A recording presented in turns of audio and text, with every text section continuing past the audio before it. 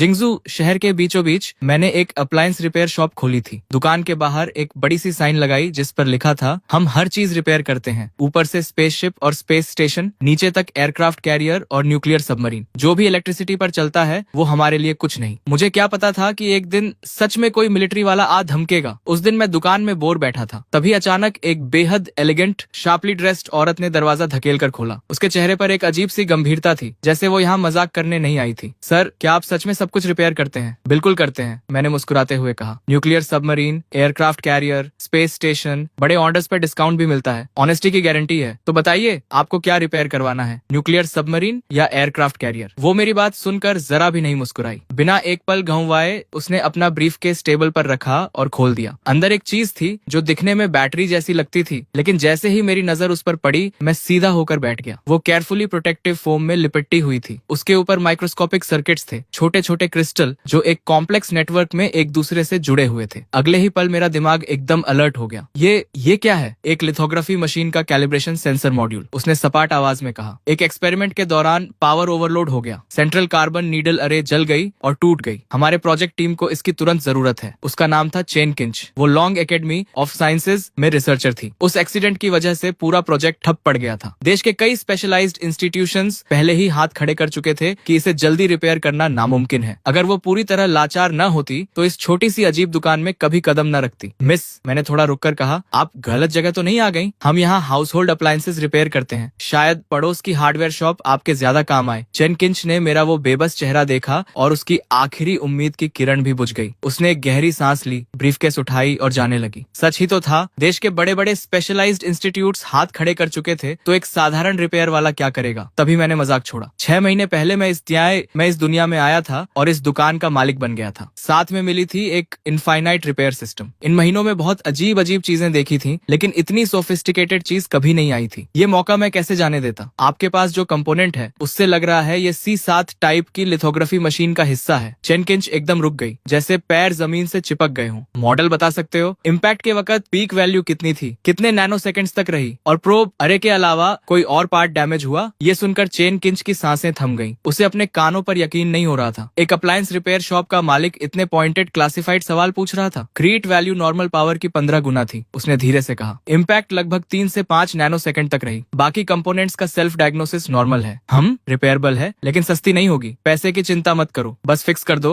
मैं तुरंत funding arrange करती हूँ। मैंने हल्की सी मुस्कान के साथ 5 उंगलियां उठाई। 5 मिलियन या चेन 15? उसने दांत भींचे। कीमत बेतुकी थी, लेकिन अभी उसके पास नेगोशिएट करने का कोई ऑप्शन नहीं था। क्या सोच रही हो? 5 मिलियन नहीं, 500 युआन, 1 रुपया कम नहीं। और मेनली इसलिए क्योंकि इसे रिपेयर करने में बहुत इलेक्ट्रिसिटी लगेगी। 500 युआन? सच में? चेन पूरी तरह ठगी सी खड़ी थी। उसे लगा जैसे रियलिटी हिल गई हो। वो हड़बड़ाकर फोन निकालकर QR कोड स्कैन करने लगी। Instant payment received, 500 yuan. ये देखकर मैं खुलकर मुस्कुरा दिया। बिना जल्दबाजी के एंटी स्टैटिक ग्लव्स पहने टेबल पर एक साफ सफेद कपड़ा बिछाया और बड़े आराम से मॉड्यूल को बॉक्स से निकाल कर रख दिया। System activate. अगले ही पल मेरे सामने एक इन्फॉर्मेशन पैनल अपीयर हुआ। Repairable item detected. C7 type lithography machine का calibration sensor module. Damage level 88%। Repair plan analysis complete. सब तैयारी करके मैं एक धूल भरी शेल्फ की तरफ गया और एक ग्लास आर्मर्ड बॉक्स उठाकर लाया। जैसे ही बॉक्स खुला, चेन किंच की आंखें फटी की फटी रह गईं। ये क्या है? उसे लगा था कि कोई सीक्रेट वेपन निकलेगा, लेकिन अंदर था एक बेतरतीब ढंग से मॉडिफाइड सोल्डरिंग आयरन, एक house hold hot air gun, एक इलेक्ट्रिक किचन मिक्सर और जगह जगह से बटोरा हुआ जंकयार्ड का सामान। बॉस,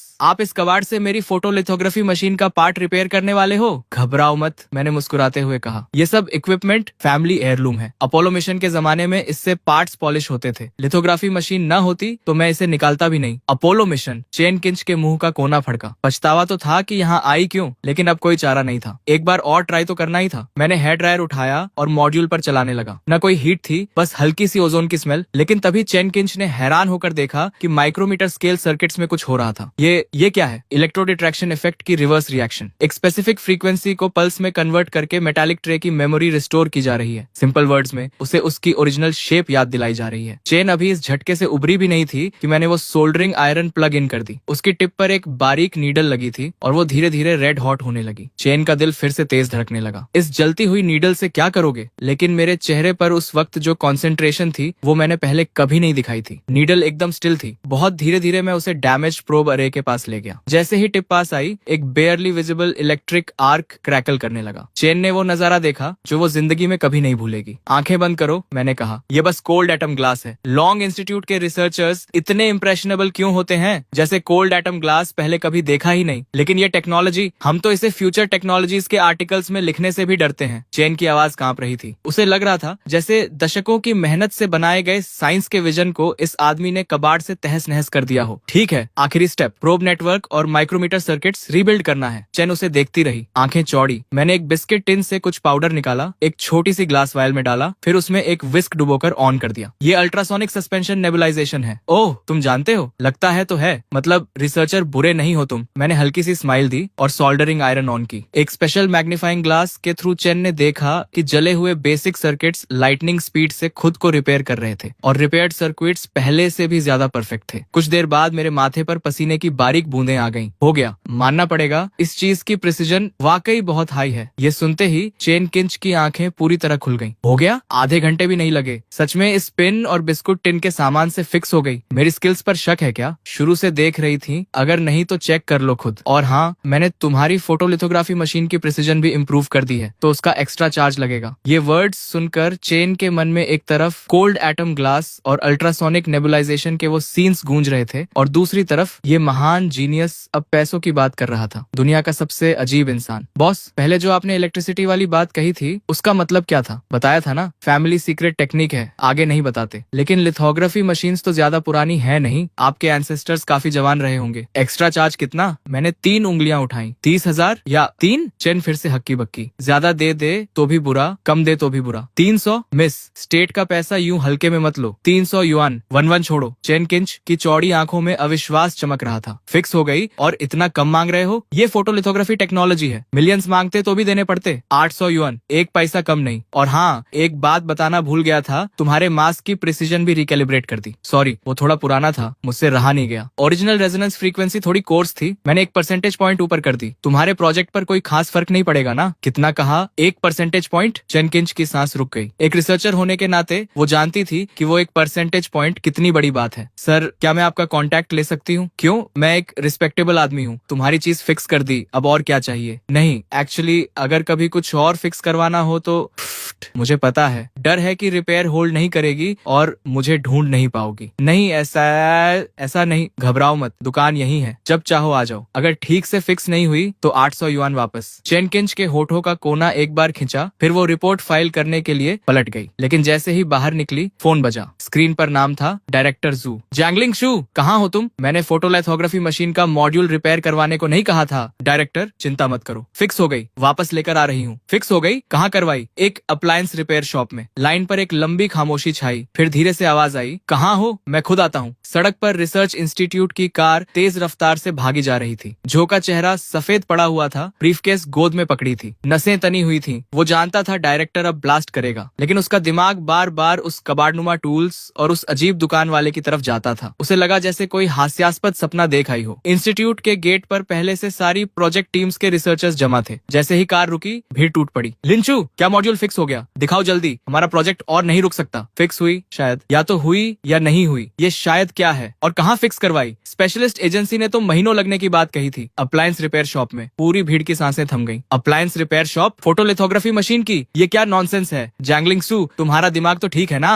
जैंगलिंग शू कांप रही थी, आंखों में आंसू आने वाले थे। बस, सब चुप। डायरेक्टर की आवाज ने सबको फ्रीज कर दिया। जैंगलिंग शू, कंफर्म करो, फिक्स हुई? वो ब्लैंक दिमाग से बस सिर हिला दिया। ठीक है, क्लीन रूम लैब 1 में ले जाओ, टेस्टिंग होगी। अगर फिक्स हुई तो कारनामा हो जाएगा, अगर नहीं हुई कोर्ट मार्टियल के लिए तैयार रहो। बस यही था। अब सारी उम्मीदें उस सीमिंगली अनरिलायबल दुकान वाले पर टिकी थी। क्लीन रूम लैब 1 के अंदर प्रोटेक्टिव सूट्स में टेक्नीशियंस ने बड़े ध्यान से मॉड्यूल को बॉक्स से निकाला और टेस्टिंग शुरू की। भगवान, ये सोल्डरिंग टेक्निक क्या है? रिपेयर्ड सर्किट्स तो बेहद खूबसूरत हैं। लगता है जैंगलिंग शू ने कोई ऐसा एक्सपर्ट ढूंढा जिसे हम नहीं जानते थे। ये तो ओरिजिनल फैक्ट्री से निकला हुआ लग रहा है। नहीं, रुको, ये ओरिजिनल से भी ज्यादा परफेक्ट है। रिपेयर का कोई निशान तक नहीं। तभी एक रिसर्चर ने चिल्लाकर कहा, ये मटेरियल सस्पिशियस है, इमीडिएटली एनालाइज करो। सर, हमारे डेटाबेस में ये मटेरियल नहीं है। डेटाबेस में नहीं है? 2026 हो गया है और अभी भी अननोन मटेरियल्स हैं दुनिया में। जल्दी पावर ऑन करो टेस्टिंग के लिए। जू अब अपनी एक्साइटमेंट छुपा नहीं पा रहा था। बड़े स्क्रीन पर एक एक करके ग्रीन मैसेजेस आने लगे। Power system self check complete, no anomalies, internal logic unit check complete, circuit test complete, values within control range. हर अनाउंसमेंट के साथ कमरे में मौजूद हर इंसान का दिल एक धड़कन ज्यादा धड़क रहा था। जो मॉड्यूल फिजिकली डिस्ट्रॉयड घोषित हो चुका था, वो एक एक वेरिफिकेशन प्रोसीजर पास करता जा रहा था। ये तो साइंटिफिक ही नहीं है, एक्यूरेसी टेस्ट रन करो। जू की बॉडी सुन्न पड़ गई। वो चेयर में धंस गया जैसे सारी एनर्जी निकल गई हो। सर, वैल्यूज स्ट्रेन्स हैं। ये सुनते ही जू की मुट्ठियां भिंच गईं। हथेलियों का पसीना आस्तीन तक भिगो गया। तो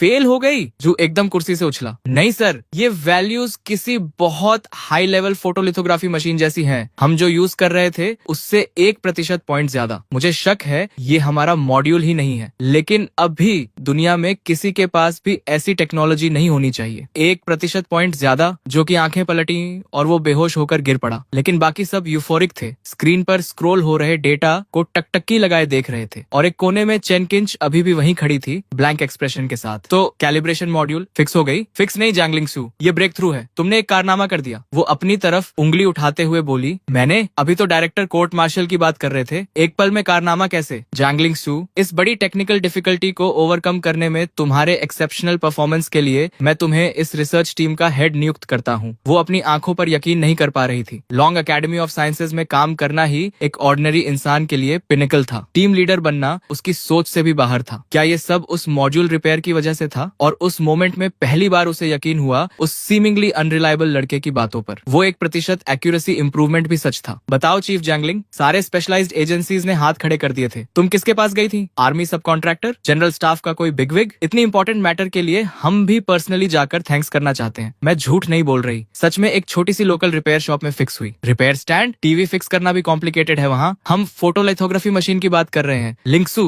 मजाक कर रही हो ना? बिल्कुल नहीं, उस वक्त सच में कोई चॉइस नहीं थी, इसीलिए वहां गई। दरवाजे पर लगी वो साइन ही थी जिसने उसकी नजर खींची। साइन पर लिखा था, ऊपर स्पेसशिप और स्पेस स्टेशन रिपेयर सिखाई जाती है, नीचे एयरक्राफ्ट कैरियर और न्यूक्लियर सबमरीन। जो भी इलेक्ट्रिसिटी पर चलता है वो यहाँ फिक्स होता है। पूरी लेबोरेटरी में एक पल के लिए मौत जैसी खामोशी छा गई। तो मैं अंदर चली गई। बॉस ने soldering iron, hot air gun और मिक्सर से वो मॉड्यूल रिपेयर किया और अंत में कुल 800 युआन लिए। जैसे जैसे वो बोलती जा रही थी उसकी आवाज कमजोर होती जा रही थी। उस मोमेंट में चैन किंच की तरफ सभी की नजरें घूम गईं और हर आंख में हैरानी और अविश्वास था। फोटोलिथोग्राफी मशीन रिपेयर करने के लिए एक रिपेयर शॉप? लेकिन ये तो बिल्कुल नॉनसेंस है। अगर उस आदमी में सच में इतना टैलेंट होता तो पूरी दुनिया उसके पीछे पड़ी होती। तभी जू आगे बढ़ा और ऊंची आवाज में बोला, ये मैटर अब टॉप सीक्रेट क्लासिफाइड है। जो भी इसके बारे में बात करेगा उस पर एस्पियोनाज का आरोप लगेगा। प्रोजेक्ट टीम, इस नई प्रिसीजन लेवल के साथ एक नई चिप सीरीज तुरंत मैन्युफैक्चर करो। मुझे जल्द से जल्द रिजल्ट्स चाहिए। फिर उसने चेन किंच की तरफ इशारा किया। जैंगलिंग सू, अभी जाना मत। उस शॉप का एड्रेस याद है? हाँ, परफेक्ट, मुझे वहाँ ले चलो। मैं उस बॉस से पर्सनली मिलना चाहता हूँ। 1 मिनट रुको, मैं कुछ लेकर आता हूँ। अगर वो इस चीज को फिक्स कर सकता है तो मैं उसे जो चाहे दे दूंगा। मैं? जू? कुछ ही मिनट्स में जू भागते हुए आया, लेकिन जो चीज उसके हाथ में थी उसे देखकर चैन किंच का दिल एक बीत रुक गया। ये तो नन सैटेलाइट नेविगेशन सिस्टम चिप है। आप उसे ये दिखाने जा रहे हो? क्या ये रिपेयर भी हो सकती है? थोड़ी देर बाद दोनों कार से मेरी शॉप पर पहुंचे। चैन किंच अंदर आते ही फेमिलियर अंदाज में बोली, बॉस, काफी दिनों बाद इस बार कोई और भी साथ लाई हूँ। कोई झगड़ा करने आया है? नहीं बॉस, गलत मत समझो। आपने जो डिवाइस रिपेयर किया था वो परफेक्टली काम कर रही है। ये मेरे एक एल्डर हैं। इन्होंने सुना है कि आप बहुत टैलेंटेड हो, कुछ दिखाना चाहते हैं आपको। अच्छा, झगड़ा नहीं है तो ठीक है, आओ, लॉयल कस्टमर हो तो ये फेवर कर देता हूँ। दिखाओ क्या लाए हो। जू ने शॉप में घुसते ही आसपास असेस करना शुरू कर दिया था। जगह उसकी कल्पना से भी ज्यादा डेलिपेटेड थी। उसने सोचा था कि इतनी कॉम्प्लेक्स डिवाइसेस रिपेयर करने वाली जगह पर कम से कम प्रोफेशनल इक्विपमेंट तो होगा, लेकिन यहाँ कोई स्पेशलाइज्ड इक्विपमेंट नहीं था, बल्कि ये तो किसी ऑर्डिनरी रिपेयर शॉप से भी ज्यादा पुराना और अजीब था। मेरी बात सुनकर जू ने ब्रीफकेस खोली। बॉस देखो, क्या ये रिपेयर हो सकती है? मैंने चिप उठाई और देखने का नाटक किया। असल में मेरे दिमाग में सिस्टम चिल्ला रहा था, सिस्टम सिस्टम स्कैन करो अभी। Repairable item detected. नंदो number 3 satellite navigation chip encrypted military version. Damage level 92%। Main logic gate blown. Data buffer failure military version. जैसे ही वो दरवाजे से अंदर आया था मुझे पता लग गया था कि ये कोई ऑर्डिनरी आदमी नहीं है, लेकिन आर्मी का होगा ये नहीं सोचा था। लग लग रहा है दुनिया सच में छोटी होती जा रही है। यंग मैन, ये चिप है, नंदो सैटेलाइट का नेविगेशन चिप है। मेन लॉजिक गेट उड़ गई है, डेटा बफर भी साथ गया। सडन सर्च की वजह से हुआ होगा। तुम्हारे प्रोटेक्शन मेजर्स सच में बहुत कमजोर हैं। पूरी वर्कशॉप में एक पल के लिए डेथली साइलेंस छा गई, जो कि उन थकी हुई आंखों में पहली बार पूरी तरह एस्टोनिशमेंट का एक्सप्रेशन आया। लगता है इस लड़के में दम है। तो बॉस, फिक्स कर सकते हो ना? प्राइस की बात करो। मैंने 5 उंगलियां उठाई और जो की नाक के सामने हिलाई, जो मन में खुश हो गया। 5 लाख, ठीक है 5 लाख। 5 करोड़ भी होते तो डील था। QR कोड से दे दो या कैश? नहीं नहीं, 5 लाख नहीं, 500 युआन। क्या 500 युआन? 500 युआन में तो चिप का बॉक्स भी नहीं आता। ये प्राइस तो देश की कटिंग एज टेक्नोलॉजी का अपमान है। टेक इट और लीव इट। तुम रिसर्चर्स को पैसा बहुत आसानी से मिल जाता है। 500 और 1 पैसा नहीं, वरना मैं हाथ नहीं लगाता। फिक्स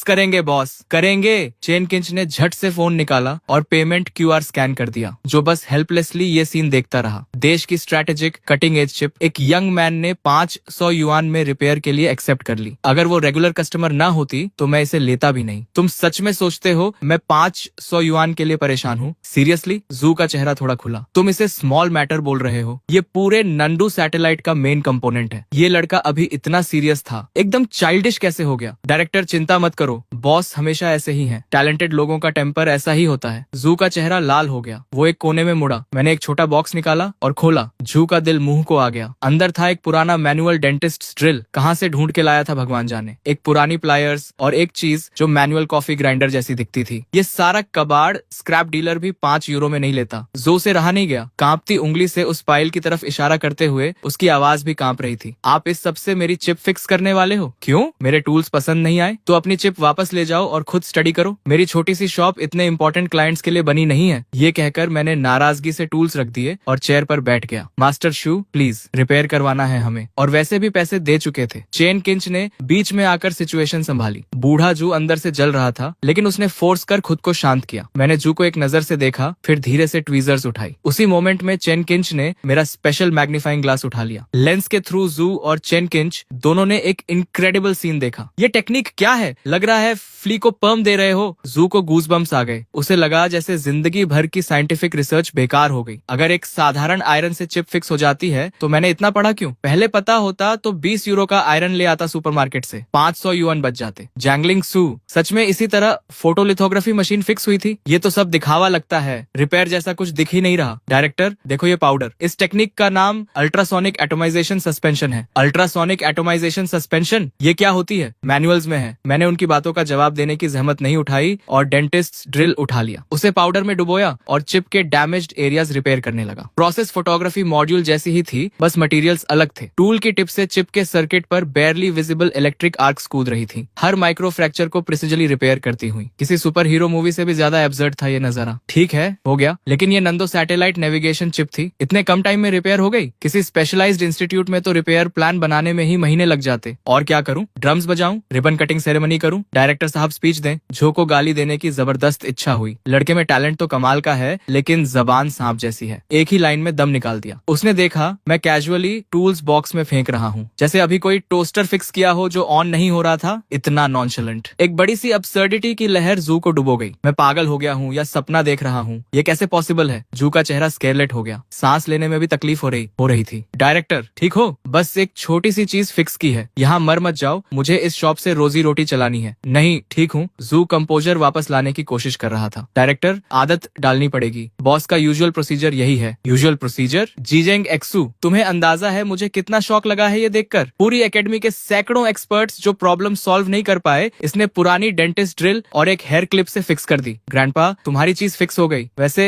मंथली सिग्नेचर एल्गोरिदम थोड़ा बेसिक था तो मैंने उसे इम्प्रूव कर दिया। लोअर लेवल पर केजेस की संख्या भी कम थी, लेआउट भी ठीक नहीं था, वो भी फिक्स कर दिया। बच्चों का खेल। मैंने एक लंबी सांस ली। मेरा इरादा था जू से एक्स्ट्रा 200 युआन मांगने का, लेकिन वो पहले ही हांफने लगा था तो छोड़ दिया। बूढ़े को तकलीफ नहीं देनी थी। इतने कम टाइम में चिप फिक्स ही नहीं की, एल्गोरिदम भी ऑप्टिमाइज किया और पूरी स्ट्रक्चर भी रीअरेंज कर दी। क्या ये इंसेनली पॉसिबल है? ठीक है, चिप वापस लो, इस बार एक्स्ट्रा चार्ज नहीं करूंगा। सस्ते में छूट रहे हो। मंथली सिग्नेचर फ्रीक्वेंसी अब ज्यादा स्टेबल होगी। थ्योरी में सिंक्रोनाइजेशन एरर 1-2 यूनिट कम होनी चाहिए। एग्जैक्ट कितनी कम होगी कैलकुलेट नहीं कर पाया। वापस जाकर खुद मेजर कर लेना। जो से और बर्दाश्त नहीं हुआ। आंखें पलटी, पैरों से जान निकल गई और वो जोर से जमीन पर गिर पड़ा। उधर लॉन्ग एकेडमी के क्लीन रूम नंबर 1 में भी हलचल मची हुई थी। हर चेहरे पर वैसी गंभीरता थी जैसे कोई बैटल फाइट कर रहा हो। Photo sensitive resin layer uniformity verification calibration complete, margin of error with in acceptable limits. Mass calibration के दौरान टारगेट एक्यूरेसी 1% बढ़ी, अलाइनमेंट पैरामीटर्स रिकैलकुलेट हो रहे हैं, vacuum chamber pressure stable, preset value reached. चारों तरफ से रिपोर्ट्स आ रही थी, आवाजों में अर्जेंसी थी। चीफ इंजीनियर देंग बड़े स्क्रीन को एकटक देख रहे थे, ईयरपीस में आती आवाजें सुनते हुए। एक परसेंटेज पॉइंट इंप्रूवमेंट, सबसे इंसेन एक्सपेरिमेंट। अगर ये कंफर्म हो गया तो चाइना ऑप्टिकल टेक्नोलॉजी में बाकी दुनिया को बहुत पीछे छोड़ देगा। और ये सब एक छोटी सी वर्कशॉप के रिपेयर से। वो अभी भी यकीन नहीं कर पा रहे थे। एक्सपोजर प्रोसीजर लॉन्च करो, देंग ने इंटरकॉम पर फाइनल ऑर्डर दिया। एक लो हम सुनाई दी और मशीन स्टार्ट हुई। सबने सांसें रोक ली। ये मोमेंट ऑफ ट्रूथ था। डेटा स्क्रीन पर फ्रैंटिकली स्क्रॉल हो रहा था, हर कैरेक्टर जैसे अपनी अलग हार्ट बीट से पल्स कर रहा था। Exposure complete, sharp reveal, drawing, हर स्टेप टेक्स्ट बुक परफेक्ट था। जब रोबोटिक आर्म ने वो गोल्डन वेफर जिस पर अनगिनत लोगों की उम्मीदें टिकी थी टेस्ट टेबल पर रखा तो डेंग का दिल रुकते रुकते बचा। Perfect test result, all units and parameters normal, structure intact, effective accuracy increased by 1.2%। पूरी लेबोरेटरी में सन्नाटा छा गया। सब वुडन स्टैचूज बन गए। हमने कर दिया, हमने कर दिया, भगवान मैं सपने में तो नहीं हूँ। सब हंसने लगे, लेकिन आंसू झरने की तरह बह रहे थे। देंग ब्लैंक नजरों से स्क्रीन को देखते रहे। उनका पूरा बॉडी अनकंट्रोलेबली कांप रहा था। इतने सालों की पढ़ाई,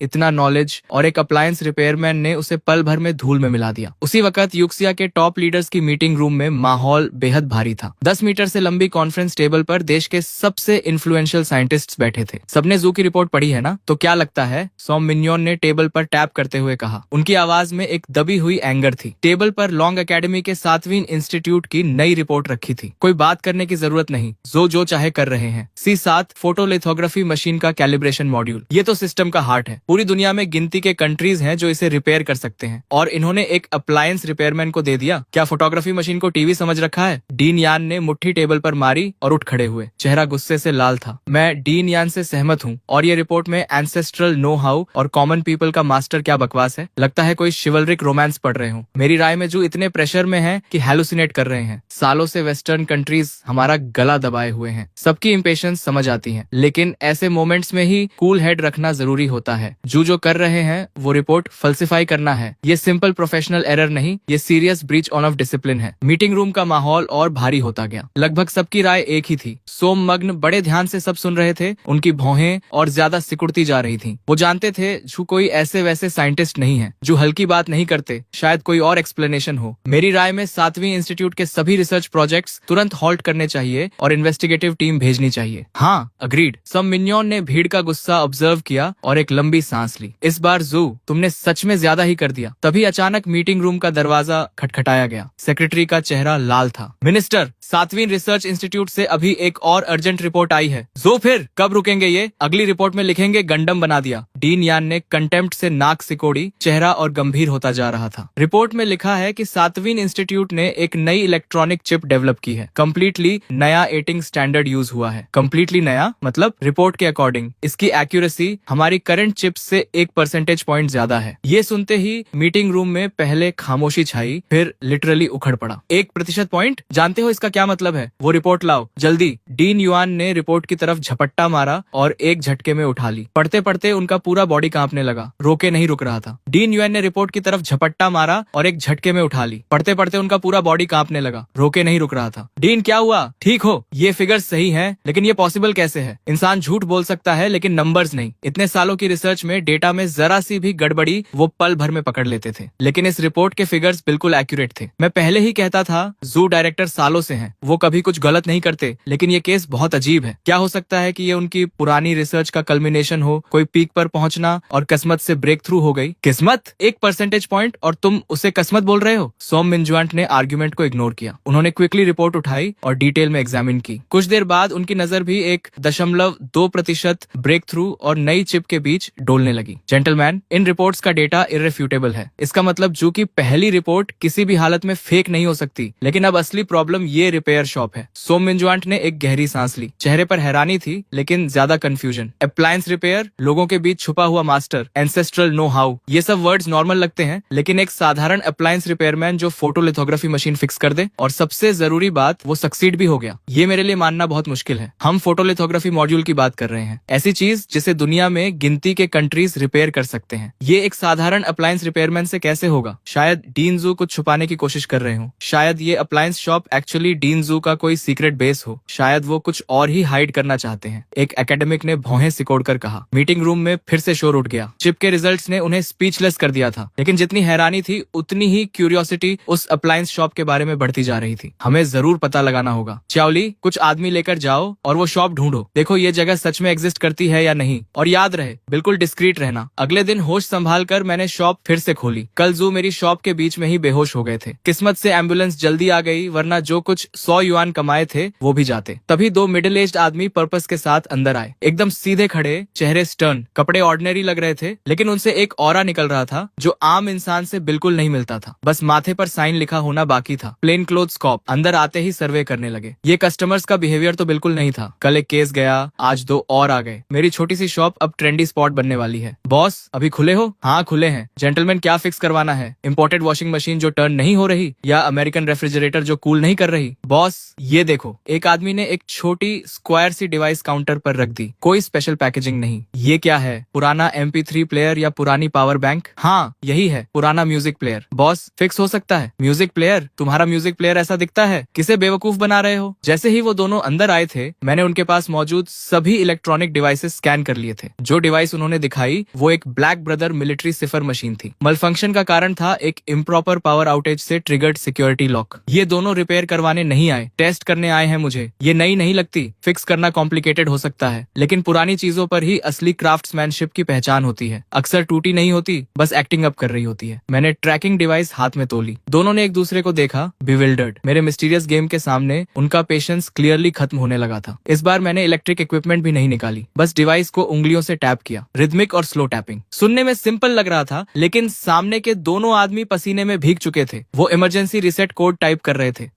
मैं पहचान गया, ये नेशनली रिकॉग्नाइज्ड ट्रैकिंग डिवाइस है। ये रिसेट सीक्वेंस एक्चुअली डिवाइस को बिना डिटेक्ट हुए डिस्ट्रॉय करने के लिए डिजाइन किया गया है। लेकिन एक अप्लायंस शॉप का मालिक ये कैसे जान सकता है? शक की आंधी उन्हें घेर ही रही थी कि मेरे हाथ में पकड़े डिवाइस की रेड लाइट फ्लैश करने लगी। लो, हो गया। मैं कहा था ना, इस तरह की गैजेट को बस एक अच्छे ओवरहॉल की जरूरत होती है। 20 युआन QR कोड से मैंने डिवाइस सीधे टेबल पर फेंकी और 2 उंगलियां उठाई। दोनों कम्प्लीटली डम्फाउंडेड थे। ये तुम्हें कैसे पता? क्या पहले ही बताया था ना, फैमिली सीक्रेट। ग्रैंडफादर ने यही ट्रिक से गांव के ट्रैक्टर की कॉन्स्टिपेशन ठीक की थी। फिर मैं रुका। लेकिन जेंटलमैन, तुम मुझे ये डिवाइस लाकर MP3 प्लेयर बताते हो? ये बहुत ऑनेस्ट नहीं है। अगर मैंने सच में इसे म्यूजिक प्लेयर समझ लिया होता और खोल के तोड़ दिया होता तो किसकी गलती होती? ये सुनते ही दोनों के रोंगटे खड़े हो गए। एक बिजली सी उनके बॉडी से गुजरी। उन्होंने सोचा था ये यंग मैन कुछ नहीं जानता, लेकिन वो तो जैसे ही अंदर आए थे, इसने सब फिगर आउट कर लिया था। बस बकवास बंद करो, पेमेंट करो और जाओ। बिना पे किए जाने की कोशिश मत करना। यहाँ हर तरफ सर्वेलेंस कैमरास हैं। देते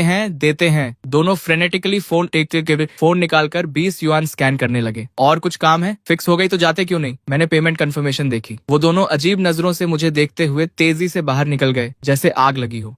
लेकिन शॉप से थोड़ी दूर जाते ही दोनों कार में बैठ गए और गहरी सांस ली। सर, हम बोल रहे हैं, क्या वो शॉप एग्जिस्ट करती है? हाँ, शॉप डेफिनेटली एग्जिस्ट करती है। बस ये आदमी थोड़ा क्रीपी है, जितना हमने सोचा था उससे कहीं ज्यादा। जैसे ही हम थ्रेशोल्ड पर गए, उसके ट्रैप में आ गए। उसने तुरंत समझ लिया क्या फिक्स करवाना है, और वो एनक्रिप्टेड अनलॉकिंग मेथड भी जानता है। हमारा एनक्रिप्टेड अनलॉकिंग मेथड। ये कैसे पॉसिबल है? ये microphone top of the line है। नेशंस के बीच एस्पिनाज ऑपरेशंस काउंटर करने के लिए स्पेसिफिकली डिजाइन की गई है। मिनिस्टर, मैं जो कह रहा हूँ वो सच है। इस रिपेयर शॉप का ओनर बहुत सस्पिशियस है। इस तरह एक्सप्लेन करना कॉम्प्लिकेटेड है। ठीक है, दोनों अभी घर जाओ। हॉस्पिटल के डिसइंफेक्टेंट की स्मेल जो के नथुनों में भर गई। हार्ट मॉनिटर की फेंट स्टेडी बीप गूंज रही थी। सर, आंख खुल गई। चिप, मेरी चिप कहाँ है? चिप यहाँ है। छोटा केस झट से उनके पास लाया गया। जू ने जल्दी से चिप देखी, सेफ और साउंड। दिल की धड़कन आखिरकार नॉर्मल हुई और एक राहत की सांस निकली। मुझे हॉस्पिटल से जाना है। डॉक्टर ने कहा है अभी कंडीशन अलाउ नहीं करती, रेस्ट चाहिए। इम्पॉसिबल, ये क्रूशियल मोमेंट है, मुझे निकलना ही होगा। जो जिद से उठ खड़े हुए और जल्दी से कपड़े पहने। नंदो सैटेलाइट चिप को सीने से लगा लिया। कभी ये सिर्फ स्क्रैप मेटल का ढेर था, लेकिन अब ये उनकी सबसे कीमती चीज थी। कार लाओ, अभी चलते हैं। थोड़ी देर बाद 7वीं रिसर्च इंस्टीट्यूट की बिल्डिंग सामने आई। कई सिक्योरिटी चेक पॉइंट्स पार करके कार एडमिनिस्ट्रेशन बिल्डिंग के सामने रुकी। जैसे ही कार रुकी, एक व्हाइट कोट पहने रिसर्चर घबराए हुए चेहरे के साथ दौड़ता हुआ आया। क्या हुआ? हुआ? डायरेक्टर, सेंट्रल सिस्टम्स से लोग आए हैं, अभी लैब में हैं। Central systems? इतनी अचानक? 7वीं रिसर्च इंस्टीट्यूट में इंस्पेक्शन के लिए आए थे। फोटोलिथोग्राफी मशीन के लिए डेवलप की गई नई प्रिसीजन चिप जो 1% ज्यादा एक्यूरेट है। शायद उन्हें यकीन नहीं हुआ तो पर्सनली देखने आ गए। क्या कहा? 1% ज्यादा प्रिसीजन वाली चिप कंप्लीट हो गई। ये सुनते ही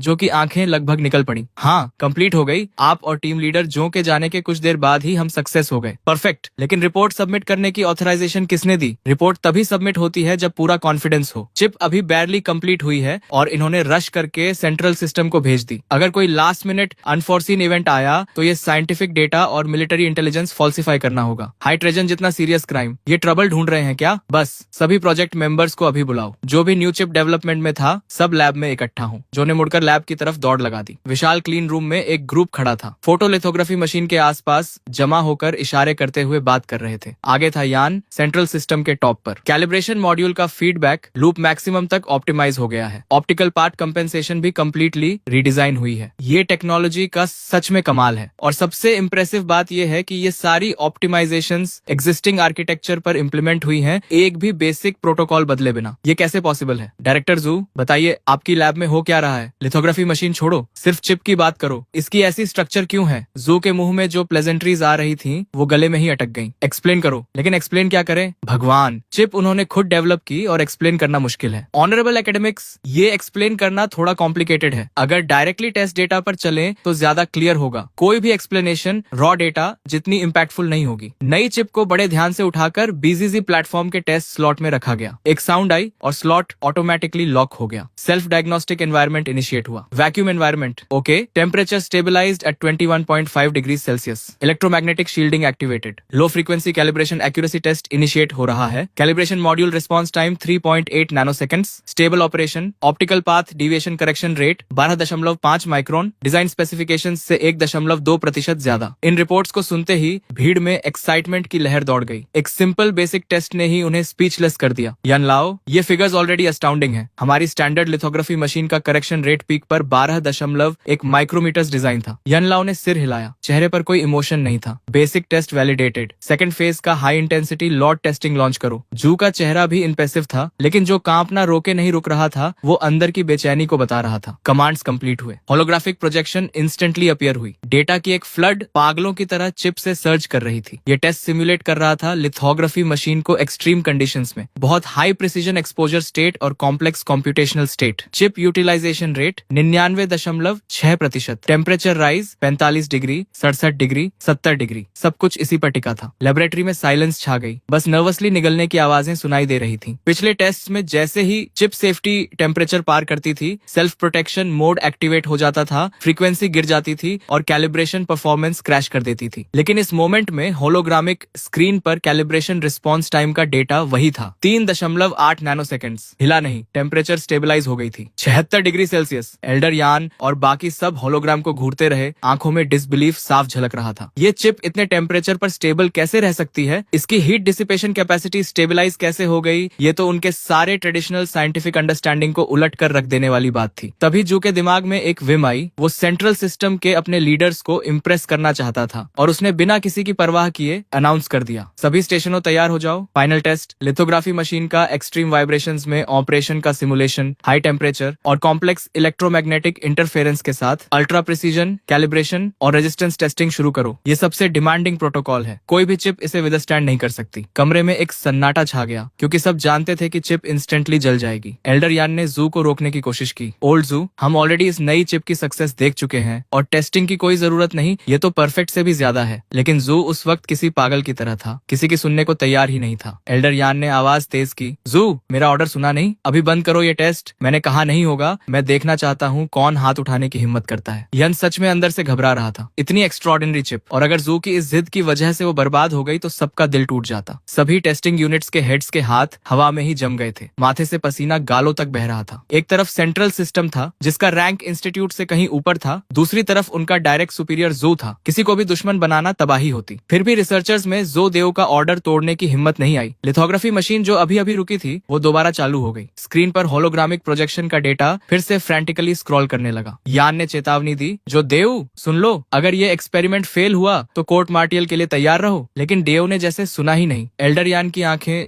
स्क्रीन पर जमी थी। कैलिब्रेशन डिविएशन रेट का डेटा ऊपर नीचे उछल रहा था, मतलब चिप एक्सट्रीम कंडीशंस में भी ऑप्टिकल पाथ कैलिब्रेशन मेंटेन कर रही थी। तभी अचानक होलोग्राफिक प्रोजेक्शन पर फाइनल डिविएशन रेट आया और वो था जीरोस की एक पूरी लाइन, 0 डिवीजन, 0 एरर। पूरे कमरे में जैसे वक्त रुक गया, सबकी आंखें फटी की फटी रह गईं। क्या मैं सपना देख रहा हूँ? फिर से टेस्ट करो। एल्डर यान का चेहरा लाल हो गया था, दांत इतने जोर से भींचे हुए थे कि पीसने की आवाज कमरे में सुनाई दे रही थी। वो पागल बूढ़ा इस चिप को बर्बाद करके ही दम लेगा। लेकिन इस बार टेक्नीशियंस ने 1 सेकंड भी नहीं लगाया। होलोग्राफिक प्रोजेक्शन रीस्टार्ट हुई और रिजल्ट फिर 0, 1 बार, 2 बार, 3 बार, हर बार 0। भगवान, 5 बार। हमारी पुरानी चिप्स तो 1 बार भी नहीं झेल पाती थी। जोदो पूरी तरह गलत साबित हो गया था और ये सोचकर तो और ज्यादा हैरानी होती थी कि इस चिप को एक अप्लायंस रिपेयरमैन ने फिक्स किया था। ये किसी मिरेकल से कम नहीं था। एल्डर यान खुद को रोक नहीं पाया। डायरेक्टर जू, आखिर कहाँ से ढूंढा है तुमने उस जीनियस को जो लिथोग्राफी मशीन को इस हद तक यूज कर सकता है? जू ने शांति से पूछा। काफी है डीन यान, हमारी चिप आपके स्टैंडर्ड्स पर खरी उतरी? यान ने माथा झुकाते हुए कहा। बिल्कुल काफी है डायरेक्टर जू, बहुत ज्यादा काफी है। और वो कोर्ट मार्शल वाला प्रपोजल? इस बार जो को थोड़ा पेटी जरूर लगा, लेकिन सच यही था कि ड्रैगन कंट्री का 7वां रिसर्च इंस्टीट्यूट कुछ भी नहीं है। तो सेंट्रल सिस्टम के लोग यहाँ आए ही क्यों? क्या इसीलिए नहीं कि उन्हें खुद पर भरोसा नहीं था?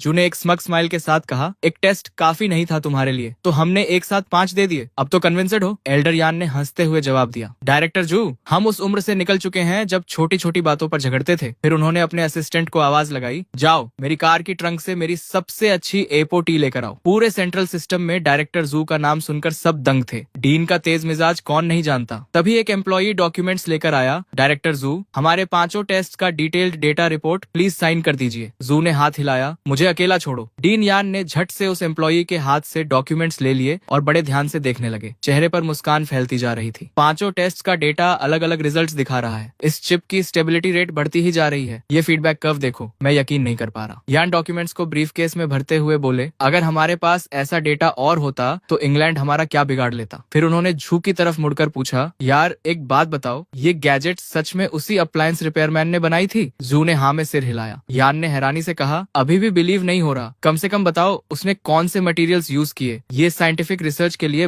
बहुत वैल्यूएबल होगा। जू बोले। ठीक है, उस बॉस को कॉल करता हूँ, सब चुप रहो। जू ने नंबर डायल किया। हेलो बॉस, मैं चैन किंग्स का अंकल हूँ, उस दिन रिपेयर के लिए आया था, याद है? दूसरी तरफ से आवाज आई। अरे तुम हो? ठीक हो गए? कॉल किस लिए? पैसे मांगने? जू ने जल्दी से कहा। नहीं नहीं, गुड न्यूज देने के लिए। जो फोटोग्राफी मशीन का मॉड्यूल रिपेयर किया था वो परफेक्टली काम कर रहा है। बॉस ने फ्लैट टोन में कहा। तो कोई नई बात बताओ, मुझे पता था। जो ने पूछा। वो आपने क्या यूज किया था उसमें? बॉस ने बेफिक्री से जवाब दिया। एक ऑर्गेनमा जार का लिड था, उसे पाउडर में पीसकर वेल्डिंग में यूज किया। एक्चुअली सोचा था एक एनिमल शेप्ड बिस्कुट टिन का लिड लूंगा, तुमसे कुछ 100 युआन ही लिए। दोस्त का भाव समझो। ये सुनकर कमरे में मौजूद सब लोग बिल्कुल स्पीचलेस हो गए। एक ऑर्गेनमा जार के लिड से फोटोग्राफिक टेक्नोलॉजी मास्टर हो जाती है। हॉट सॉस बेचने वाले ब्रांड की टेक्नोलॉजी इतनी एडवांस्ड है। यान हंसते हंसते बोले। Channel boss, photography machine repair करने के तरीके तो कमाल के हैं तुम्हारे। पहली बार लगा कि फोटोग्राफी मशीन इतनी लो एंड चीज है, किसी भी लिड से काम चला लेते हो। तभी बॉस की आवाज आई। बहुत बिजी हूँ, नेबर आंट लियू का इंडक्शन कुकटॉप फिक्स करना है, उन्हें खाना बनाना है, बस अब और कोई प्रॉब्लम नहीं। और कॉल कट गई। पूरी लैबोरेटरी में डेथली साइलेंस छा गई। किसी ने पूछा, बॉस ने आखिर में क्या कहा? जू ने मुश्किल से जवाब दिया। कहा कि नेबर मिसेज लियू को खाना बनाना है, इसलिए इंडक्शन कुकटॉप रिपेयर करने जाना है। खाना बनाने के लिए? जू ने खाली आंखों से दोहराया और अगले ही पल वो स्टिफ होकर मुंह के बल गिर गए। सब चिल्लाए, एम्बुलेंस बुलाओ। कोई 10 मिनट बाद वो हॉस्पिटल रूम में थे। डॉक्टर ने बाहर आकर बताया, कोई सीरियस बात नहीं, बस सडन इमोशनल आउटबर्स्ट की वजह से ब्लड प्रेशर स्पाइक हो गया। इनकी उम्र में स्ट्रॉन्ग इमोशंस से बचना चाहिए। ये सुनकर जू का दिल जो अभी अभी डूब रहा था थोड़ा शांत हुआ। स्ट्रॉन्ग इमोशंस और ऑर्गेनमा जार के लिड से रिपेयर हुई फोटोग्राफी मशीन से ज्यादा पावरफुल इमोशन क्या होगा? ये तो सारी साइंटिफिक थ्योरीज को उलट देने वाली बात थी। बाकी सब रिसर्चर्स जू के पास आ गए। डायरेक्टर जू, उस बॉस से दोबारा कॉन्टेक्ट करवाइए। हमें जानना है कि फोटोग्राफी मशीन रिपेयर करने वाले लिड की होगनमा ब्रांड कौन सी है। ये चाइना के लिए बहुत जरूरी है, आप अकेले मत रखिए इसे। जो ने हाथ उठाया। घबराओ मत, क्रेडिट कहीं नहीं जाएगा। बस उस बॉस का मिजाज बहुत कड़क है, हमारी स्टेटस उसकी नजर में कुछ नहीं। सही मौका देखकर उसे देश की सेवा के लिए कन्विंस करूंगा। सबने समझदारी से सिर हिलाया। उधर दोपहर की सुस्त धूप में मैं सुबह का काम निपटाकर आराम कर रहा था। हाथ सिर के पीछे रखे कुर्सी पर हिलते हुए सोच रहा था कि आज खाने में क्या होगा। तभी बाहर से एक जानी पहचानी आवाज आई। Little Chen. अरे लिटिल चेन, खाया नहीं अभी तक? देखो इंडक्शन हॉब फिक्स हो गया। कितनी जल्दी। ग्रैंडमा ने ब्रेज्ड पोर्क बनाया है, आओ चखो, मैंने मुस्कुराते हुए कहा। शुक्रिया ग्रैंडमा। सच कहूँ तो 800 मसालों वाला रेस्टोरेंट का खाना भी उस होममेड खाने के सामने कुछ नहीं, जो सिर्फ नमक और डार्क सोय सॉस से बने, कहीं ज्यादा स्वादिष्ट होता है। ग्रैंडमा बोली, शुक्रिया तो मुझे करना चाहिए, तुम रिपेयर के पैसे भी नहीं लेते। आज तुम्हारे बिना ग्रैंडमा खाना भी नहीं बना पाती। तुम तो ऑफिशियल कस्टमर सर्विस से भी बेहतर हो। इधर ये बातें हो रही थी, उधर सेंट्रल सिस्टम के मेन ऑफिस में 2 आदमी खड़े थे, जिनके सिर इतने झुके थे कि लगभग जमीन छू रहे थे। उनके सामने डेस्क पर बैठे मेन्जुआंट की पीठ बिल्कुल सीधी थी और सामने रखा था वो बग जो मैंने रिपेयर किया था, एक military grade bug, alpha rated security, जिसकी कोर टेक्नोलॉजी को कई रिसर्च इंस्टीट्यूट्स ने मिलकर फाइनलाइज किया था और एक छोटी सी रिपेयर शॉप के मालिक ने उसे हैक कर लिया था। कितना वक्त लगा उसे? 5 मिनट नहीं, 6 मिनट। एक मिलिट्री ग्रेड स्पाई डिवाइस बिना किसी टूल के हैक किया। तुम मुझे बेवकूफ समझते हो? मेन्जुआंट की आवाज में गुस्सा साफ था। एक ऑफिसर ने जवाब दिया, सर ये सच है, हम म्यूजिक प्लेयर बोलकर गए थे, उसने लेते ही top secret reboot sequence type किया, वो सिस्टम भी एक्टिवेट कर दिया जिस पर हम काफी वक्त से अटैक कर रहे थे और कभी सक्सेस नहीं मिली। ऐसे लगा जैसे वो शुरू से जानता था कि ये क्या है। एक अप्लायंस रिपेयरमैन ने बिना किसी टूल के सिर्फ उंगली से टैप करके सब कर दिया। एग्जैक्टली साइंस फिक्शन मूवी जैसा था। पूरे ऑफिस में एक भारी खामोशी छा गई। मेन्जुएंट ने कुर्सी पर टेक लगाई, आंखें बंद की, सांसें स्टेडी थी, लेकिन दिमाग तेजी से चल रहा था। उस शॉप में कुछ स्पेशल था? नहीं सर, बिल्कुल ऑर्डिनरी रिपेयर शॉप थी। तेल के दाग, हर तरफ स्पेयर पार्ट्स, बेहद मेसी। हमने कई बार इंस्पेक्ट किया, कोई सीक्रेट कंपार्टमेंट नहीं, कोई हाईटेक इक्विपमेंट नहीं। मेन्जुएंट ने गहरी सांस ली, चेहरे पर डिसअपॉइंटमेंट था। जो इंसान इतनी आसानी से इसे डिसाइफर कर सके वो एक मेसी रिपेयर शॉप में बैठा हो, ये बात अपने आप में बहुत स्ट्रेंज है। या तो ये जू का हिडन एसेट है। फिर उन्होंने खुद ही आइडिया खारिज किया, नहीं, अगर जू का एसेट होता तो जू कभी बताता नहीं। तभी ऑफिस का दरवाजा जोर से खुला। डायरेक्टर सोने, जल्दी देखिए, जो झूठ नहीं बोल रहा था, 1% एक्यूरेसी सच है। मेन्जुआंट ने डॉक्यूमेंट लिया, नजर डाली और तुरंत माथे पर बल पड़ गए। ये रिपोर्ट डीन यान ने 7वीं रिसर्च इंस्टीट्यूट से भेजी है। डायरेक्टर सोने, इस रिपोर्ट के साथ हम दुनिया को चाइना की ऑप्टिकल टेक्नोलॉजी में ब्रेक थ्रू अनाउंस कर सकते हैं। और डीन यान तुम्हारे साथ नहीं आए? डीन यान हॉस्पिटल में है। हॉस्पिटल में? क्या हुआ? बीमार नहीं है, बस रिपोर्ट देखकर इतने एक्साइटेड हो गए कि बेहोश हो गए। डॉक्टर ने कहा। एक्साइटमेंट स्पाइक से ब्लड प्रेशर बढ़ गया। सोने बिल्कुल स्पीचलेस रह गए। लगता था वो दिन आ ही गया था जब चाइना वेस्टर्न ब्लॉकेट तोड़ने वाला था। तभी डेस्क पर फोन बजा। हेलो जनरल जियो। हाँ मैं जानता हूँ। नहीं, बिल्कुल नहीं जनरल जियो, मैं जानता हूँ तुम सब यूआईओ को फंसाना चाहते हो, लेकिन जो तुम मांग रहे हो वो रेगुलेशंस के खिलाफ है। नहीं, एब्सोल्युटली नहीं। फोन उठाते ही सोने ने एक के बाद एक रिफ्यूजल्स दे दिए। चेहरा हर पल और सख्त होता जा रहा था। जाओ, मैं हेल्प नहीं करना नहीं चाहता, बात यह है कि कर नहीं सकता। सीईओ एक परफेक्ट स्ट्रेटेजिस्ट है। मिलिट्री मैन्यूअर्स में यूआईएओ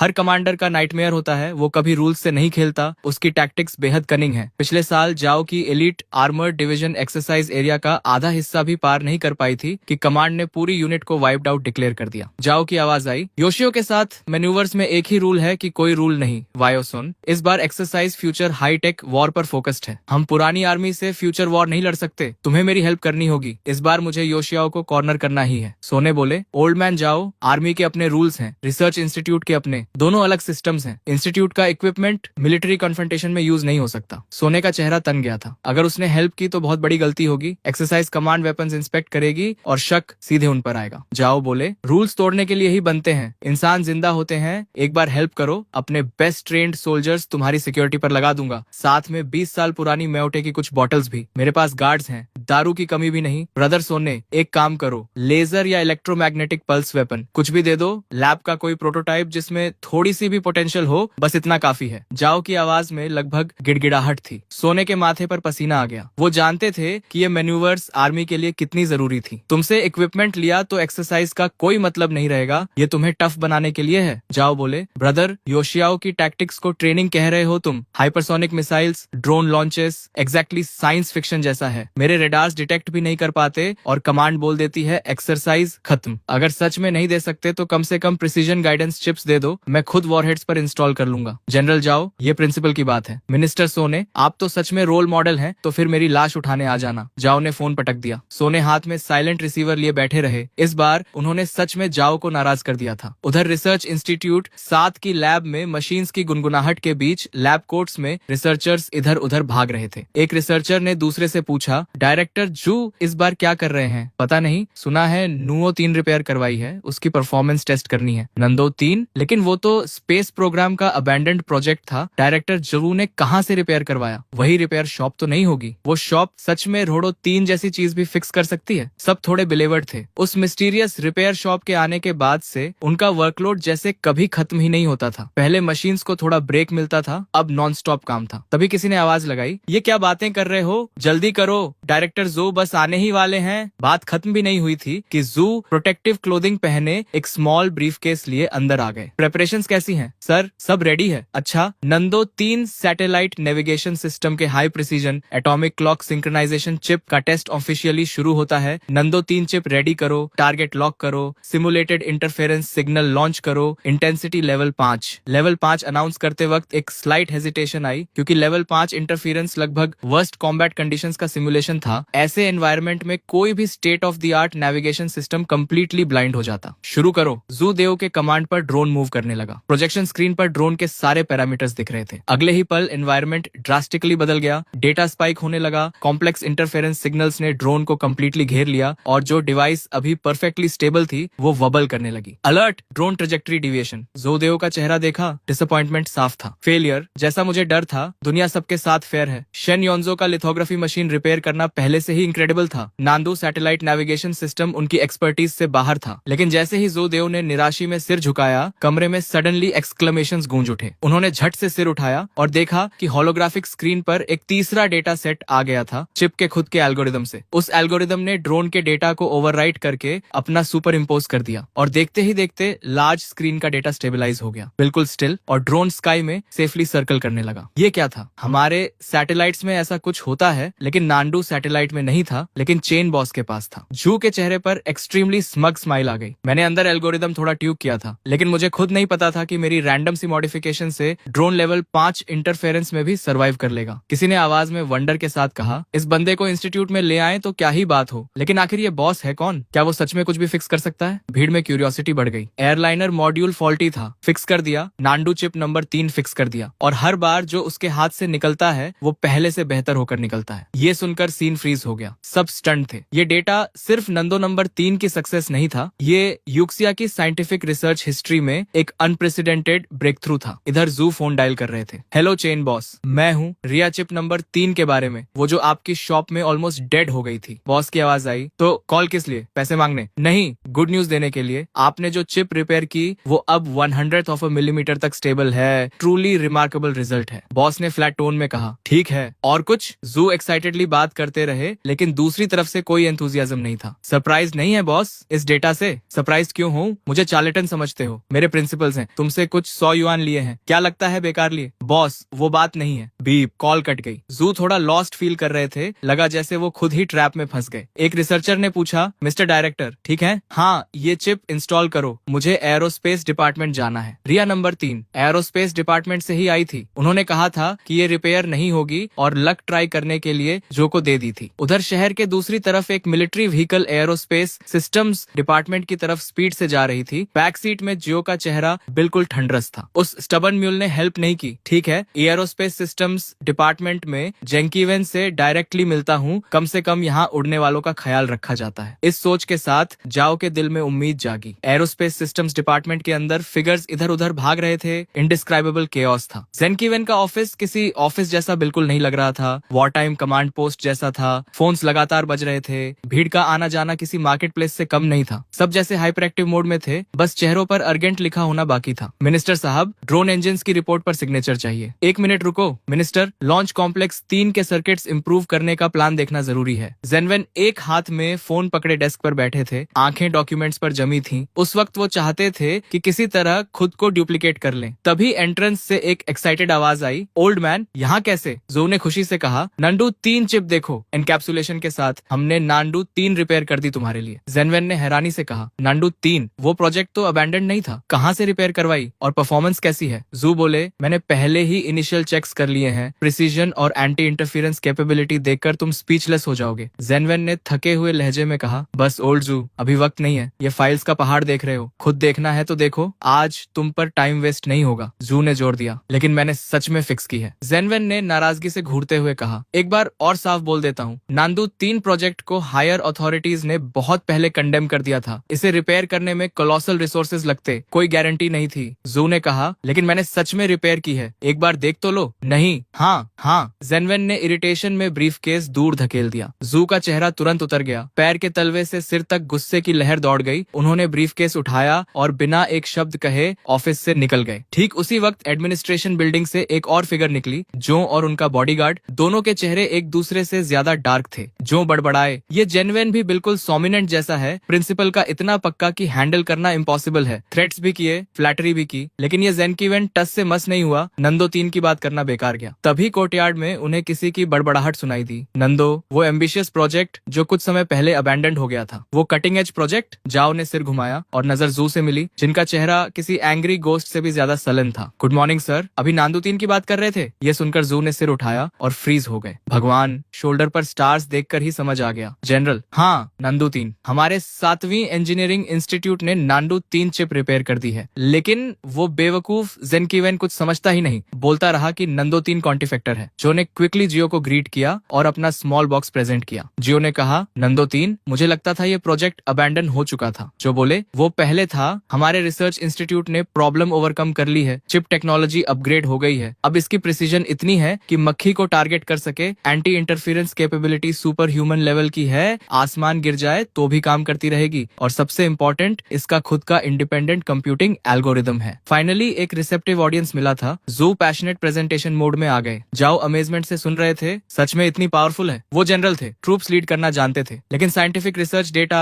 उनकी समझ से बाहर था। जू बोले, जनरल, मैं आपसे कैसे झूठ बोलूंगा? अगर इसे मिसाइल पर इंस्टॉल करें तो एब्सोल्यूट प्रिसीजन, सोल्जर्स को इक्विप करें तो वो एनिमी लाइंस के पीछे जाकर टारगेट्स मार्क कर सकते हैं, HQ से कांस्टेंट कांटेक्ट रख सकते हैं। बिल्कुल परफेक्ट। जाओ के चेहरे के एक्सप्रेशंस बदलने लगे। पहले इंटरेस्ट, फिर डाउट, फिर शॉक। सांसें अपने आप तेज हो गईं। High precision targeting, ultra resistant to jamming, independent communication channel. हर वर्ड जाओ के दिल में प्रिसीजन से लगा। गारंटी दे सकते हो? बिल्कुल, मैं 7वीं रिसर्च इंस्टीट्यूट का डायरेक्टर हूँ। मेरी रैंक के डायरेक्टर की बात का वेट होता है। ठीक है, तो मैं मास प्रोडक्शन के लिए स्पेशल फंड्स रिलीज करने को तैयार हूँ। अगर कम पड़े तो एडिशनल फंडिंग भी लूंगा, लेकिन पहले हमारी ट्रूप्स इसे ट्राई करेंगी। शॉर्ट टर्म में किसी और को सप्लाई नहीं होगी। जू ने समझाया, जनरल, मास प्रोडक्शन अभी पॉसिबल नहीं है क्योंकि इस चिप का इंक्रिप्शन प्रोटोकॉल और लॉजिकल ऑपरेशंस इंडिपेंडेंट है। ये एक एंटायरली न्यू सिस्टम है। कल की दुनिया खोलने की है, लेकिन अभी हमारे पास सिर्फ एक की है और हम इसकी इंटरनल स्ट्रक्चर पूरी तरह नहीं समझते। सबसे जरूरी है कि इसे सैटेलाइट से कनेक्ट करना होगा। जाओ ने कहा, चिंता मत करो, हाईएस्ट अथॉरिटीज से रिक्वेस्ट करूंगा कि बेस्ट रिसर्च इंस्टीट्यूट्स तुम्हारी हेल्प करें। इतने पावरफुल देश में फिनिश्ड प्रोडक्ट होते हुए इतनी छोटी चिप डिसाइफर नहीं होगी, ये मैं नहीं मानता। जू ने धीरे से कहा, नहीं होगा जनरल। मतलब देश के सारे इंस्टीट्यूट्स, बताओ किसके पास जाऊं? और तुम कह रहे हो कोई नहीं कर सकता। जाओ की आईब्रोज चढ़ गईं। उनकी नजर में फिनिश्ड प्रोडक्ट होना मतलब आंसर की होना था, कॉपी करो और हो गया। नहीं जनरल, रिसर्च इंस्टीट्यूट्स सच में नहीं कर सकते। तो फिर कौन कर सकता है? एक अप्लायंस रिपेयरमैन। क्या? जाओ की आवाज कई ऑक्टेव्स ऊपर चली गई। उन्हें खुद पर शक हुआ कि सुना सही या नहीं। जो रिसर्च इंस्टीट्यूट्स नहीं कर सकते वो एक अप्लायंस रिपेयरमैन को सौंपना है? मजाक कर रहे हो? देश के स्ट्रेटेजिक फ्यूचर का कटिंग एज प्रोजेक्ट है ये। जू ने हाथ जोड़े। जनरल, मैं जानता हूँ अब्सर्ड लगता है, लेकिन ये लंबी कहानी है, कुछ वर्ड्स में एक्सप्लेन नहीं होगी। चलिए मेरे साथ, समझ जाएंगे। उधर रिपेयर शॉप में बर्न्ड प्लास्टिक की स्मेल हवा में थी। मैं ट्वीजर्स से एक पुराने एम्पलीफायर पर चावल के दाने से भी छोटा कैपेसिटर रिप्लेस कर रहा था। 80s amplifier repair. Tech point earned 2, current tech point 1940। Tweezers रखते ही मैकेनिकल वॉइस आई। कितने दिन हो गए थे सिर्फ राइस कुकर्स और इंडक्शन कुकटॉप्स रिपेयर करते हुए टेक पॉइंट्स स्नेल की रफ्तार से बढ़ रहे थे। लिथोग्राफी मशीन और नांडू 3 चिप रिपेयर में देखो कितने पॉइंट्स मिले थे। इस रफ्तार से तो सोल्जर का एक्सोस्केलेटन अफोर्ड करना दूर की बात, जान सिंह स्पेसशिप के ब्लूप्रिंट्स भी नहीं मिलेंगे। तभी शॉप के सामने एक मिलिट्री व्हीकल रुकी। उस बिल्कुल ऑर्डिनरी सी स्ट्रीट को देखकर जाओ की आईब्राउज चढ़ गईं। जू ने कहा, जनरल आ गए। स्ट्रीट थोड़ी केओटिक है, वेंडर्स की आवाजें हर तरफ से आ रही हैं। काफी लोग हैं, लेकिन किसी भी दूसरी स्मॉल स्ट्रीट से अलग नहीं लगती। जाओ ने सार्कास्टिकली कहा, सीक्रेट बेस यहाँ है और किसी को पता नहीं चलेगा? अंदर कैसे जाते हैं? पासवर्ड क्या है? जू ने जल्दी से कहा, जनरल कोई सीक्रेट बेस नहीं है, कोई स्पेशल एंट्रेंस नहीं, बस यही वो रिपेयर शॉप है। जाओ ने गुस्से से कहा, जोडू मुझे मजाक के लिए नहीं लाए हो। नांदू 3 जो रिसर्च इंस्टीट्यूट नहीं कर सके उसके लिए इस जगह लाए हो। मिलिट्री मैन्यूवर्स शुरू होने वाले हैं, टाइम वेस्ट करने का शौक है। जू ने कहा, जनरल प्लीज काम डाउन। यहीं पर नांदू 3 रिपेयर हुई थी और कुछ दिन पहले फोटोलिथोग्राफी मशीन की एक्यूरेसी भी यहीं एडजस्ट हुई थी। अगर यहाँ नहीं हो सकता तो दुनिया में कहीं नहीं होगा। जाओ ने चौंकते हुए पूछा, क्या फोटोलिथोग्राफी मशीन्स भी रिपेयर करते हैं यहाँ? वो जू को इंटेंटली देखने लगे। आखिर 7वीं रिसर्च इंस्टीट्यूट का डायरेक्टर है, इस कैलिबर का आदमी मुझे फंसाने के लिए झूठ नहीं बोलेगा। ठीक है, चलते हैं अंदर, लेकिन अगर वैसा नहीं निकला जैसा बताया है तो चाहे दुनिया के किंग हो उड़ा दूंगा। जाओ ने कपड़े ठीक किए और रिपेयर शॉप की तरफ बढ़े। जू ने राहत की सांस ली। Detection of repairable objects, type 3 tactical flashlight, internal circuit short circuit, individual tactical goggles, falcon thermal imaging layer peeled off, damaged hummingbird micro communicator signal receiver module. जैसे ही वो अंदर आए मैंने जाओ के साथ वाले बंदे पर तुरंत रिपेयरेबल चीजें स्पॉट कर ली। ये सब मिलिट्री इक्विपमेंट था और जो ग्रुप लीड कर रहा था वो क्लियरली कोई बड़ा आदमी था, आर्मी का बड़ा ऑफिसर। जू ने कहा, बॉस काफी टाइम हो गया। मैंने पॉलिटनेस से कहा, सर काफी टाइम हुआ, कैसे हैं? कस्टमर इज किंग, पॉलिट तो रहना पड़ेगा। जू बोले, बिल्कुल ठीक है, चिप भी ठीक है, जो भी रिपेयर करते हो चेन बॉस परफेक्टली काम करता है। वापस जाकर पूरी बैटरी ऑफ टेस्ट की, परफॉर्मेंस ओरिजिनल से भी बेटर निकली। मैंने फ्लैट टोन में कहा, कोई नई बात बताओ। जाओ ने साइडवेज नजर से देखा। उन्हें कम से कम 40 से 50 साल के किसी एक्सपर्ट की उम्मीद थी, लेकिन ये तो मुश्किल से 20 साल का लड़का था। प्रिसीजन इंस्ट्रूमेंट्स की उम्मीद थी, लेकिन रस्ट और बर्न प्लास्टिक की स्मेल के अलावा कुछ नहीं था। Young, smooth talking, nonchalant, arrogant, और ये एक्सपर्ट माना जाए। जाओ मन ही मन बोले, ये तो बुरा मजाक है। मैंने कहा, जनरल अभी शुरू भी नहीं हुए और तुम्हारे साथ जो चीफ और एडीडी कैंप है उनकी बेल्ट पर टैक्टिकल फ्लैशलाइट का सर्किट बोर्ड प्रॉब्लम में है। गॉगल्स की थर्मल इमेजिंग कोटिंग पूरी तरह पीलिंग ऑफ हो रही है, रात को अंधे के बराबर है, और माइक्रो कम्युनिकेटर का सिग्नल मॉड्यूल भी फ्राइड है। ये मुंह पर एक्सप्लोड नहीं होगा, इसकी चिंता नहीं है। मेरी आवाज लाउड नहीं थी, लेकिन सबके कानों तक पहुंची, खासकर जाओ के एडीडी कैंप के। उसने इनक्रेजुलसली पूछा, ये कैसे पॉसिबल है? जाओ के एडीडी कैंप ने रिपोर्ट किया, जनरल फ्लैशलाइट कुछ दिन पहले ट्रेनिंग में एक्सीडेंटली डैमेज हुई थी। गॉगल्स और कम्युनिकेटर ब्रेकडाउन हो गए थे। आज रिप्लेस करने का प्लान था, लेकिन राउट सडनली बदल गया। जाओ भड़क गए, इतना इंपॉर्टेंट इक्विपमेंट तोड़ रखा है, मिशन पर हो या पार्क में घूम रहे हो, रिपोर्ट किए बिना रिप्लेस नहीं होता। बैटलफील्ड पर तो वॉकिंग टारगेट बन जाते। जाओ पहले से गुस्से में थे और अब एट डे कैंप पर उंगली उठाकर बरस रहे थे, लेकिन तभी जो का बॉडी फ्रीज हो गया। वो अंदर आते वक्त एक वर्ड नहीं बोले थे, तो इस लड़के को ये सब कैसे पता चला? तुम्हें कैसे पता? तब कहीं जाकर जाओ को रियलाइज हुआ, उनकी आंखें मुझ पर जम गईं। सालों की कॉम्बैट ट्रेनिंग से उस बूढ़े सोल्जर में एक आइस एरा आ गई थी, जो अचानक अनलैश हो गई। जो डर के मारे उछल पड़े, उन्हें लगा जाओ के ऑर्डर पर एट डे कैंप मुझे बाहर खींचकर पीट देगा। मैंने बिना घबराए कहा, ऑनेस्ट लोग बॉडीगार्ड लेकर नहीं चलते। वैसे आर्मी में रैंक से मुझे कोई फर्क नहीं पड़ता, लेकिन ये मेरी जगह है। मेरे टेरिटरी पर ड्रैगन को भी झुकना पड़ता है और टाइगर को भी लेटना पड़ता है। पसंद नहीं तो दरवाजा खुला है। जू की आंखें फट गईं। चेन बॉस इतना डायरेक्ट मत हो, ये जनरल हैं, चाहे तो तुम्हारी शॉप को ब्लास्ट फर्नेस में डाल दें। जाओ भी स्टंड थे। डिसबिलीफ और शॉक दोनों उनकी आंखों में दिखे। सालों में ड्रिल सार्जेंट की कुछ किक्स के बाद किसी ने उनसे इस तरह बात करने की हिम्मत नहीं की थी। जाओ के एट डे कैंप से रहा नहीं गया, उसने मुट्ठी बांधी और मेरी तरफ लपका। रुको, जाओ ने ऑर्डर दिया। एट डे कैंप जहां था वहीं फ्रीज हो गया और पीछे हट गया। मैंने कामली कहा, ये रिपेयर शॉप है, बॉक्सिंग रिंग नहीं। लड़ना है तो बाहर जाओ। ऊपर से मैं काम था, लेकिन अंदर से डर के मारे जान निकल रही थी। उस बॉडीगार्ड की मसल्स बैगी क्लोथ्स के नीचे से भी दिख रही थी। अगर उसकी मुट्ठी मेरे सिर पर पड़ती तो इस स्टोरी का यही एंड हो जाता। जू ने क्विकली टॉपिक चेंज किया। चेन बॉस, पिछली बार नांडू 3 चिप रिपेयर की थी, हम उसे वॉरहेड पर इंस्टॉल करवाना चाहते हैं, ट्रैकिंग फंक्शन के लिए। क्या कर सकते हो? मुझे सडनली इंटरेस्ट हुआ। ये तो सीरियस मैटर है, आखिर करना क्या है? जाओ ने ग्रेवली देखते हुए कहा, अम्निशन है। हमारी ब्लू आर्मी में एक UIA है, हर बार उससे हारते हैं, इस बार जीतना है। कर सकते हो? मैं समझ गया, अगर मैंने मना किया तो ये सारे पुराने नए हिसाब चुकता कर देंगे। मैंने कहा, बिल्कुल हो सकता है, लेकिन इतने पैसे चाहिए। मैंने 5 उंगलियां उठाई। जू ने खुशी से फोन निकाला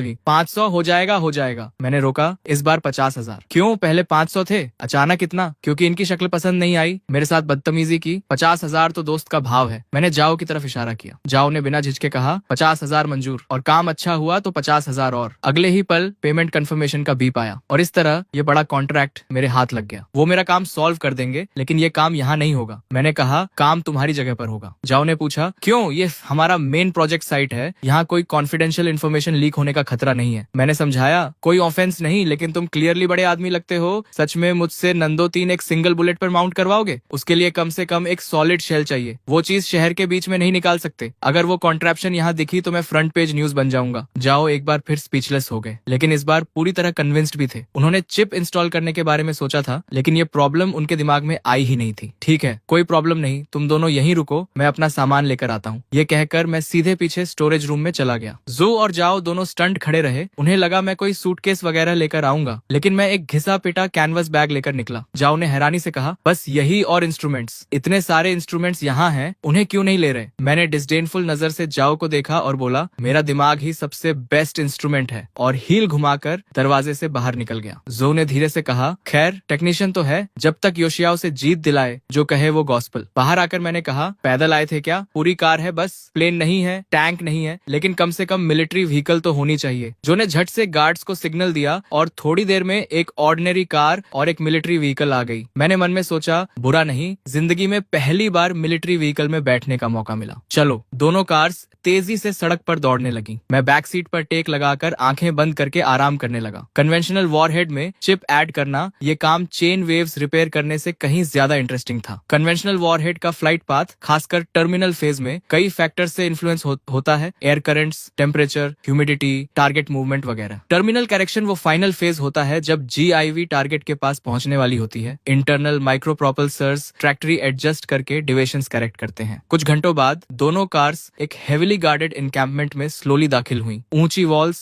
इलेक्ट्रिक फेंसेस, हर तरफ गार्ड्स, हेविली आर्म्ड सोल्जर्स लगातार पेट्रोल कर रहे थे। अंदर घुसते ही एक टेरिबली ऑस्टियर एटमॉस्फेयर फील हुई। ये डेफिनेटली मिलिट्री कैंप था, कोई शक नहीं। माहौल सच में इम्पोजिंग था। जू ने कहा, मिस्टर चेन आ गए। मैं वॉन कैनवस बैग थामे कार से उतरा। बिल्डिंग के अंदर जाते ही मैं कंप्लीटली स्टनड रह गया। रिपेयर शॉप से तो रात दिन का फर्क था। एक ह्यूज हैंगर जैसी structure, open space, precision instrument से भरा हुआ, जिनके नाम भी मुझे नहीं पता थे, सब ऑपरेट हो रहे थे। अलग अलग यूनिफॉर्म्स में स्टाफ मेंबर्स अपने अपने पोस्ट पर बिजी थे और मेरी एंट्री होते ही सबकी नजरें मुझ पर आ गईं। एक ने धीरे से कहा, वो जनरल जो है ना, पीछे वो यंग आदमी कौन है? दूसरे ने जवाब दिया, पता नहीं, कोई इंपॉर्टेंट नहीं लगता, किसी गांव से आया देहाती लग रहा है। तीसरे ने कहा, बकवास बंद करो, जनरल जो के साथ ऑर्डिनरी आदमी नहीं होता। जो ने आवाज लगाई, सब काम रोको, असेंबल करो। थोड़ी देर में दर्जनों मिलिट्री टेक्नीशियंस यूनिफॉर्म्स में लाइन में खड़े थे। जाओ ने कहा, इंट्रोडक्शन करवाता हूँ, ये जुदेंग है, 7वीं रिसर्च इंस्टीट्यूट के डायरेक्टर, और ये शेनवांजो हैं, एक रिपेयर शॉप के ओनर। सबने एक साथ मेरी तरफ देखा। चेहरों पर इनकॉम्प्रिहेंशन साफ था। एक रिपेयर शॉप का ओनर यहाँ क्या कर रहा है? जाओ ने जू से कहा, डायरेक्टर जू, इंट्रोडक्शन आप करवाइए। जू ने ब्रीफकेस से चिप निकाली। डियर कॉलीग्स, आज हम इसी चीज के लिए यहाँ हैं। सबने गर्दनें आगे की। ये क्या है? हाई टेक्नोलॉजी लग रही है, ऑर्डिनरी तो नहीं है, लेकिन काम क्या करती है? जू ने बताया, ये नंदो 3 सैटेलाइट नेविगेशन सिस्टम की चिप है। नंदो 3, वो रिसर्च प्रोजेक्ट तो बंद हो गया था, टेक्नोलॉजी नहीं थी, पैसे नहीं थे, टाइम नहीं था, ये वापस कैसे आई? बेस के सीनियर ऑफिसर ने चिप हाथ में लेकर क्लोजली देखा। सीमलेस मोनोकोक डिजाइन, ऐसी टेक्नोलॉजी पहले कभी नहीं देखी। सर्किट मटेरियल भी अनयूजुअल है, ऑर्डिनरी सिलिकॉन नहीं, कार्बन बेस्ड मटेरियल लग रहा है। प्रिसीजन देखो, कम से कम 3 नैनोमीटर से कम होगी। किस लैब से आई है, पूरा सीरियल नंबर है, और इस लेवल के इंटीग्रेशन के साथ कूलिंग का इंतजाम। जब रन करेगी तो हीट इनॉर्मस होगी। कुछ ही सेकंड्स में पूरी भीड़ चैटरिंग और एक्सक्लेमिंग करने लगी। जाओ ने सीन देखा। ये सब दूसरे रिसर्च इंस्टीट्यूट से पोच किए गए स्पेशलिस्ट थे, और इन सब ने एक नजर में समझ लिया था कि ये चिप कितनी फॉर्मिडेबल थी। जाओ ने पूछा, तो क्या सोचते हो सब? एक सीनियर ने बिटर स्माइल के साथ सिर हिलाया। सॉरी जनरल, हम इसे पूरी तरह समझ नहीं पाए। बस इतना कह सकते हैं कि ये ऑब्जेक्ट एक्सेप्शनल है, और जिस इंस्टीट्यूट ने बनाई वो भी उतनी ही एक्सेप्शनल होगी। बाकियों ने भी सिर हिलाया। चेहरों पर कंफ्यूजन और गहरा होता जा रहा था। जाओ का चेहरा डार्क हो गया। उन्हें लगता था यहाँ के लोग टॉप नॉच हैं, लेकिन इतनी छोटी चिप इनकी समझ से पूरी तरह बाहर थी। जाओ ने गहरी सांस लेकर मेरी तरफ मुड़कर कहा, मिस्टर चेन, इन्हें ब्रीफ इंट्रोडक्शन दे सकते हो? मैं तभी से डिस्क्रीटली इक्विपमेंट और सराउंडिंग्स ऑब्जर्व कर रहा था। रिपेयर शॉप से कंपेयर करें तो रात दिन का फर्क था, लेकिन इतना सोफिस्टिकेटेड सेटअप इन इनकॉम्पिटेंट्स के हाथ में ये सच में रिडिकुलस था। मैंने एक छोटी कॉन्टेम्प्टस लाफ दी, आगे बढ़कर चिप उठाई और बोला, मुझे लगा था तुम नोटिस नहीं करोगे, लेकिन इतने क्लूलेस हो गए ये नहीं सोचा था। सबके माथे पर बल पड़ गए। एक ने कहा, यह है कौन? बच्चा है, यहाँ जो आता है कम से कम डॉक्टरेट होती है। ये तो यूनिवर्सिटी फिनिश भी नहीं किया लगता। क्या एरोगेंट टोन है, खुद ही घुट जाएगा। मैंने बिना परवाह किए कहा, इसे रिया नंबर 3 कहते हैं, ये तो जानते हो।